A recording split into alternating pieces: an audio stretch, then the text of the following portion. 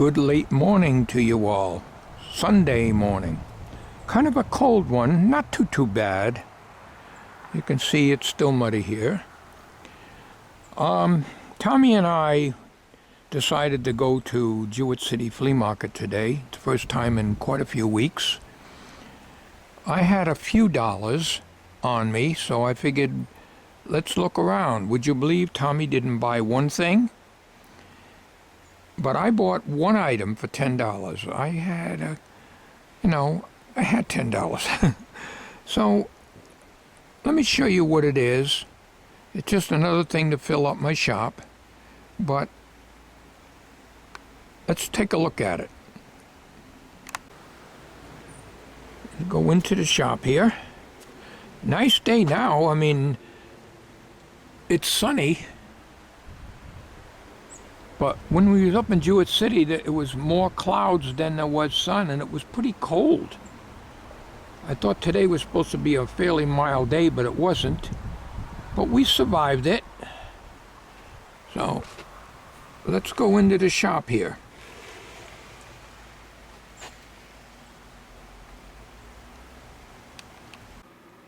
I have here on the bench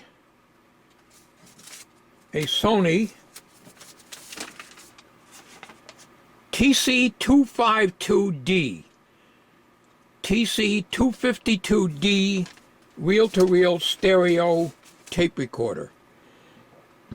And I'm going to tell you why I bought this. I have tapes that were recorded on 7-inch reels and also 5-inch reels that were recorded in 4-track monaural. In other words, you record 2 tracks, you turn the tape over and you record the other 2 tracks. I never utilized the stereo recording. At the time I made those recordings, I had what they call a telectro tape recorder, long gone of course, and recordings were made back as early as 1964, 1 year after my dad passed on. So I had recorded a lot of things back then on what they call 4-track monaural. So you could get, on a 1,200-foot reel, you could get 4 times as much recording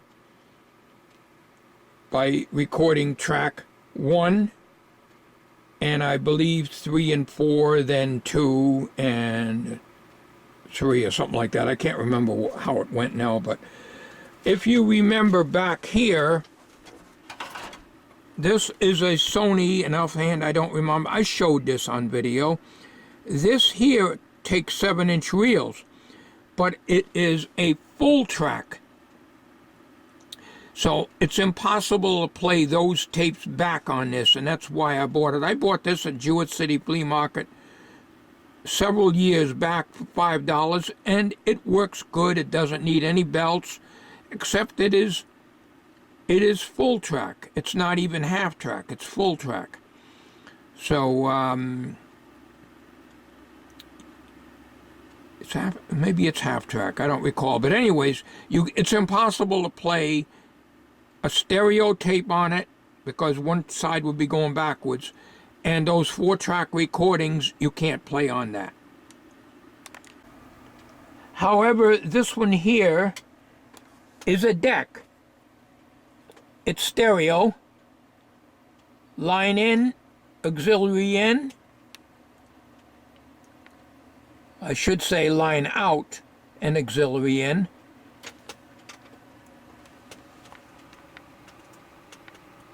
However, like all tape recorders, it needs a belt and some mechanical work.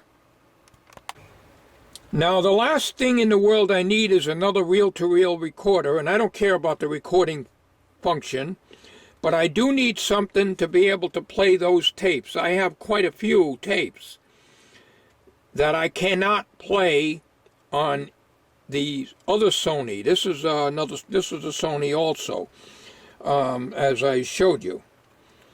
So it comes on, and your shut-off switch is right here. As you can see, the rewind belt It's a round belt as loose as a goose. The counter belt is loose as a goose, and the capstan belt is totally missing. Okay, this hangs a little bit. This is normal. This thing here, because it shuts off when it gets to the end of the tape. So when you thread your recorder, you want to hold this up and put your tape in here. However, this is open all the time here, and this pinch roller does not hit the capstan. I don't think it's because the belt is gone. I don't think that has anything to do with it. And as far as I know, the belt obviously goes around the flywheel, and I think it goes to this is the motor pulley here, and there's no play in the side-to-side play in the bearings. The motor is in very good shape that way. This needs a good cleaning and oiling, but this here does not touch. These stay open. So I haven't figured out why yet.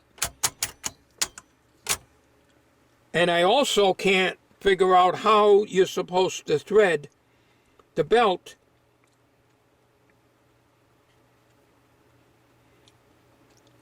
around the flywheel, because you got the capstan coming up here.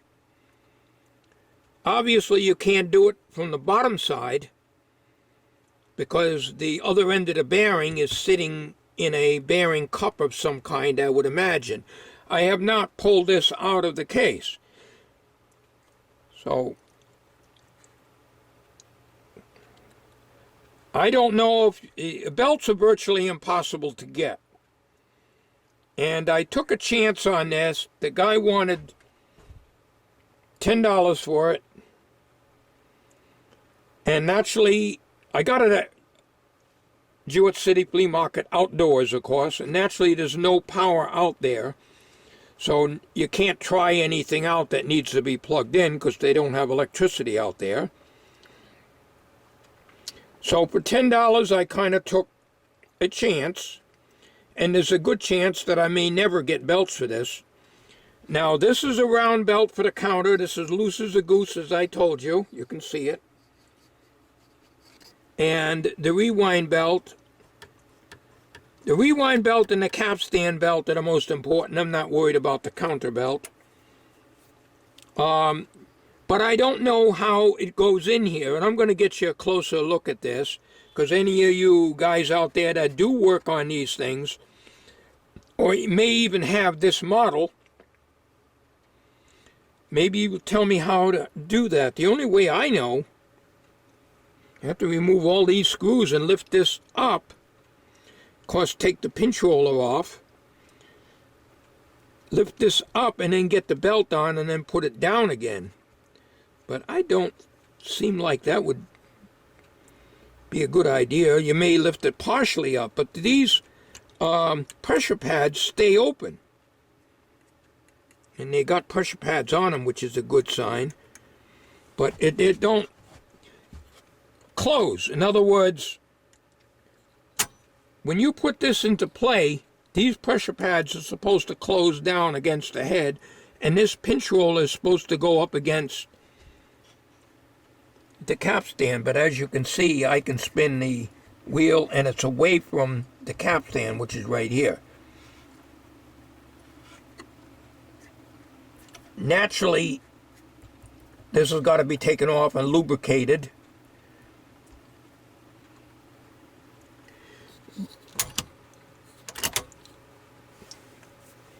All right, so looking over here on the faceplate, you got rewind, stop, play.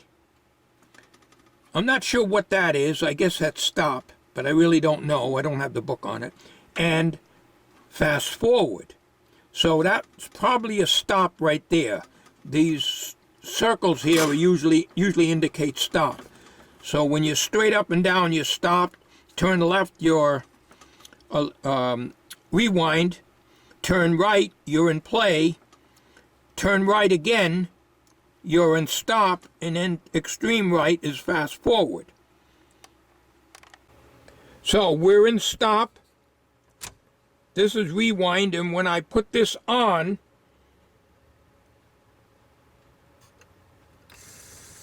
there's your rewind going. Even though this belt is wobbly, your rewind is working. And this takes a while to shut down. All right, there it goes there now. It's a micro switch that controls the motor, okay? That's not a problem. Now, when you're in stop, these pressure pads are supposed to be open like this. When you're in rewind, they're supposed to be open like this, okay? That's normal. When you're in play, they're supposed to close, and this pinch roller is supposed to move and hit here, but it doesn't. It does move. I may get my hand out of the way, you'll be able to see it move here. I'm in stop now. I'm in rewind. I'm in stop. Now when I go to play, it moves very little. Now maybe because the belt is not on, I wouldn't think that would do it. And when you're in, there's another stop position, so I would not sure where these pressure pads are supposed to be. And when you're in fast forward, of course, you're supposed to have something that holds the tape away from the heads, which is probably this piece right here. You see this? That is supposed to keep it away from the heads when you're in rewind or fast forward. Then when you're in play, this is supposed to retreat, and these covers are supposed to close, the ones that have the pressure pads on them, but they don't. And this pinch roller is supposed to, right now, be engaged, and it's not. Okay. So we got some issues with this. Now we get a little better look at this. You've got a metal piece right here, which does not turn with the flywheel. You can see the mark where the belt was. I would assume that the belt is round like this one.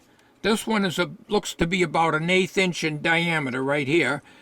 It's very loose, and this is the rewind belt, but it's loose. But a test you make when you check for belts is you can see this is the motor shaft here.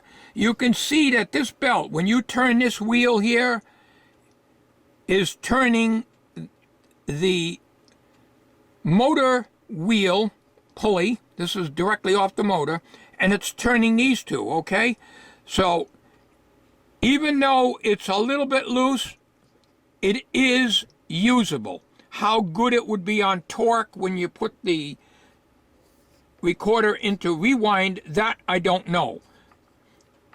So that's how you test a belt.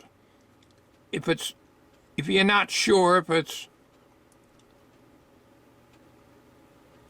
good, just a little loose, or obviously if it's too loose, it's going to be flopping around like this thing.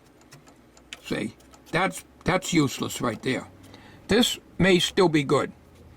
Okay, so all right, now you put this in the off position,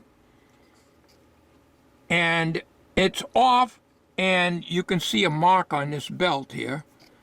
See, there's like a white area there. It feels okay. It's probably where it was sitting.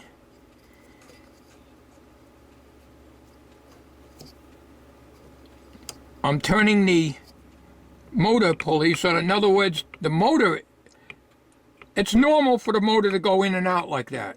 That's normal. There's no lateral movement.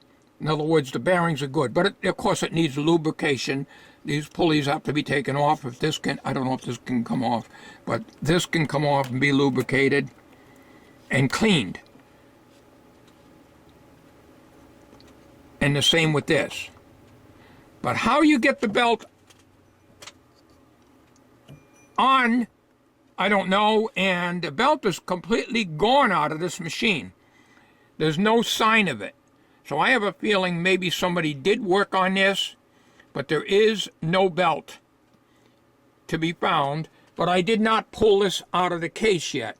You've got screws right here on the top, okay, that you remove the complete chassis out of here. And I won't do that, as I think you can replace the belt from the top.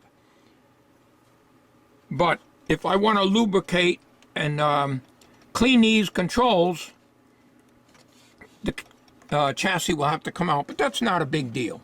That's not a big deal at all. It is solid state, of course, but this needs complete cleaning and lubrication. So, and the recording light did come on.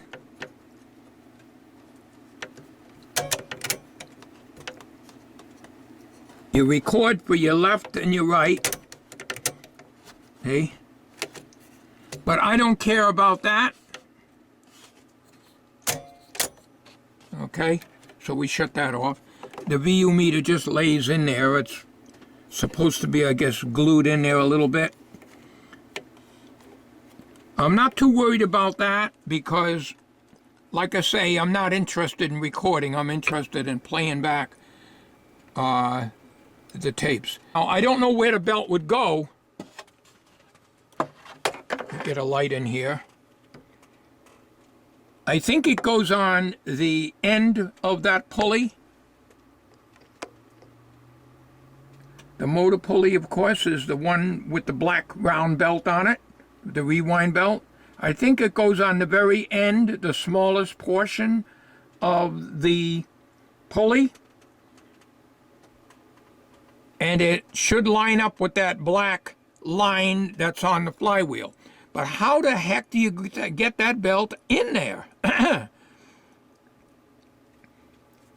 If you look at the mounting here, it looks to me like you got to take every damn thing out of that to get this whole shebang out of here in order to get the belt in. Of course, the pinch roller needs to be cleaned. It's got tape residue on it. You can see the brown stuff on it. So that needs to be cleaned. I don't have rubber renew. I haven't had that in 30 years or more. But isopropyl alcohol should clean that right up very nicely. I do have somewhere around tape head cleaner. If not, I'll use isopropyl alcohol. And this is the erase head over here at the left. So, if anybody has worked on one of these, maybe you see something I don't, and how to get the belt in there. So that's the story. I got to glue that bezel, I guess you'd call it, back on, and glue this on. This just came off of here like that. And this just fell off. So that goes on like that. So it looks like this when it's in there. It came right off, and not a problem. The only thing that was holding it on, I thought there might have been some screws underneath that bezel, that aluminum bezel, but no. You got to take the two cover guides off, one here and one here. That this holds on. You see these two holes here?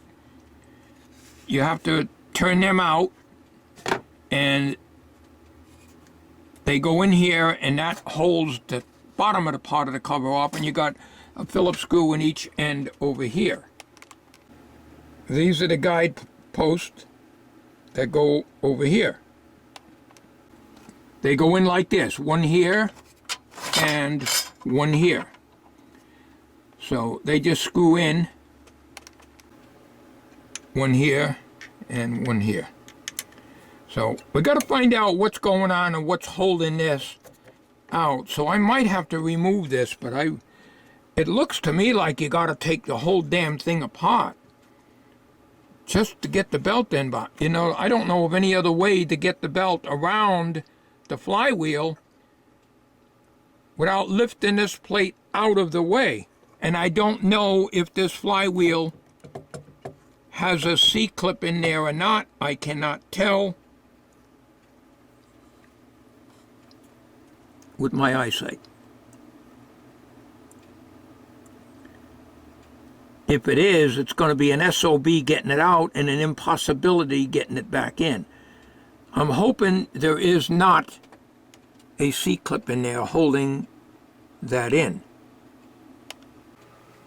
So anyways, I got my work cut out for me, but I gambled $10. I think, you know, I don't think I did too bad. If I can get the belts for this and get them in. This is a deck. It does not have speakers, so that's perfect. I can transfer some of my tapes. A lot of them are already recorded onto cassette years ago, but they're not all of them. And if I can get this thing to work, maybe I can play some of those tapes for you by way of, you know, putting a amplifier here and running them out here. Because like I say, this is a deck. It does not have speakers in it.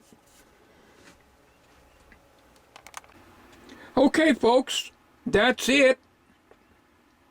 That's all I spent today, other than buying a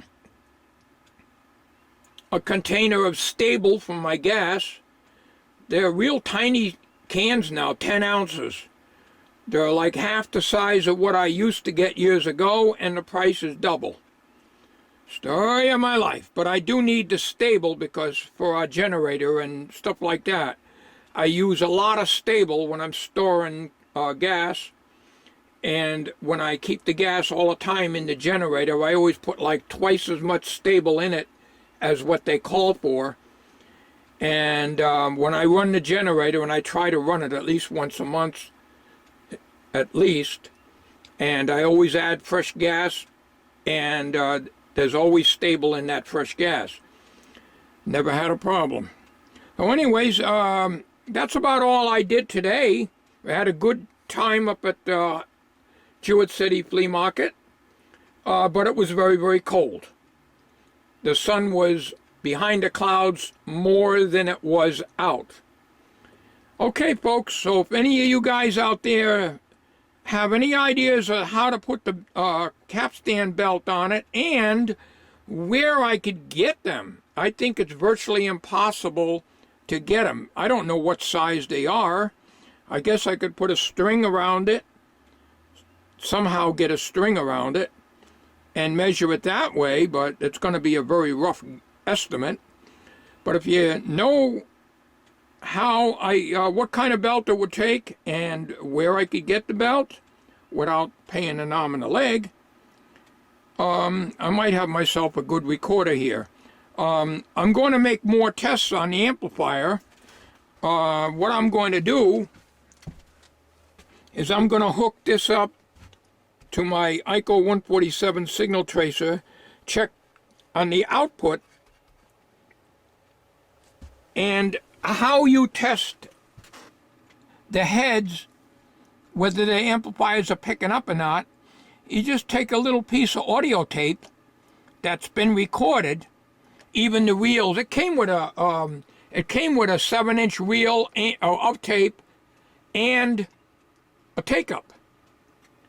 So you put the tape on when you get these pressure pads to work, that is. So the tape right now is being pulled away from the pressure pads, as you can see, by this here. It's not supposed to stay in that position when it's in the play. And it's in the play and it's supposed to be up against there. So, as I started to say, how you test a tape recorder to find out if the head amplifier is working and picking up sounds is you put an amplifier on your line out in this case, because this is a deck. You put your tape in, you put it in play, okay? And you take and move the reels. You put your left hand on one reel, put your right hand on the other, and you go back and forth, and you should hear a growling sound. Make sure you get a section of tape that has something on it. And if you get that sound on both channels, your heads are fine as far as picking up. Of course, there are other issues with a recording head and playback head, I'm sure you know, and that's the fingernail test. I'll go show you that now. Here is the record and playback head. This is the erase head over here, okay? Now, what you do, and I've done this for many, many, many years, you can tell if a tape recorder has been used an awful lot. Your fingernail is not all that hard, especially mine. Mine are brittle and thin. Is you take your fingernail, I'm going to back up a little bit here, and you put your fingernail starting at one edge of the head, and you bring it up and down, and on this I can feel a tiny, tiny worn area here and up on the top, but it's kind of hard. It's very, very slight. I felt them where the wear was so bad it was the thickness of a fingernail worn down. This has very little wear. Of course, that's a very rough way to check a record playback head for wear. And like I say, I've seen them worn down so much that you lose all your highs. So that's the story there, folks. Thanks for watching. You have a good day, and if you know where I can get a belt for this model SONY TC-252D, like in David, and how you're supposed to put it in without removing all this. Here's the other end of your capstan, because you have to get it in there. How you'd get it around the capstan without cutting the belt in half and feeding it through, you can't do that because it'll never hold when you paste it together with glue. All right, that's it. I've talked enough.